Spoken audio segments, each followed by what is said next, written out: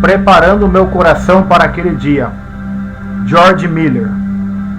Aprove ao Senhor ensinar-me uma verdade que tem beneficiado a minha vida por mais de 14 anos. É o seguinte: percebi muito mais claramente do que antes que o assunto mais importante e mais urgente com que tenho de me ocupar a cada dia é conservar a minha alma muito feliz no Senhor.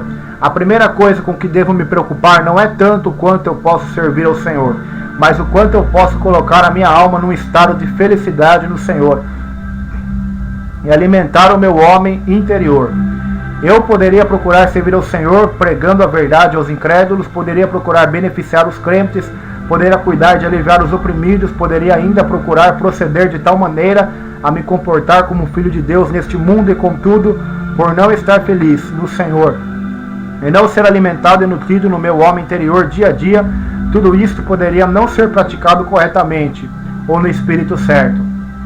Até então, a minha prática tinha sido, por pelo menos 10 anos antes disso, de habitualmente me entregar à oração logo depois de me vestir de manhã cedo. Agora eu vejo que a coisa mais importante que eu deveria fazer era me entregar à leitura da palavra de Deus e nela meditar, de tal maneira que o meu coração pudesse ser confortado, encorajado, aquecido, reprovado, instruído. Percebi que assim, através da palavra de Deus, enquanto meditava nela, o meu coração poderia ser levado a uma experiência de comunhão com o Senhor.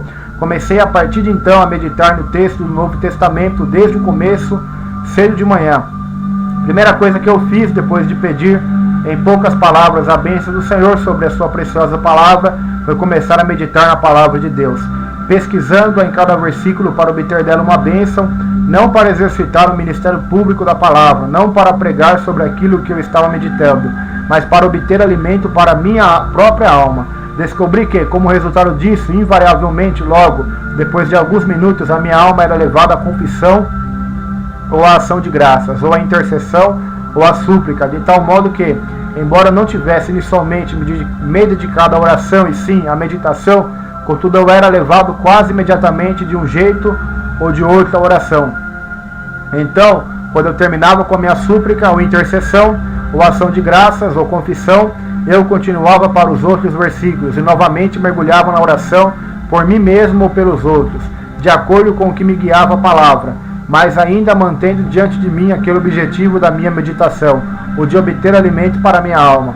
A diferença então entre a minha prática anterior e esta atual é isto: antes, quando eu me levantava, eu começava a orar o mais cedo possível e geralmente gastava quase todo o meu tempo até o café da manhã em oração, ou até todo o tempo.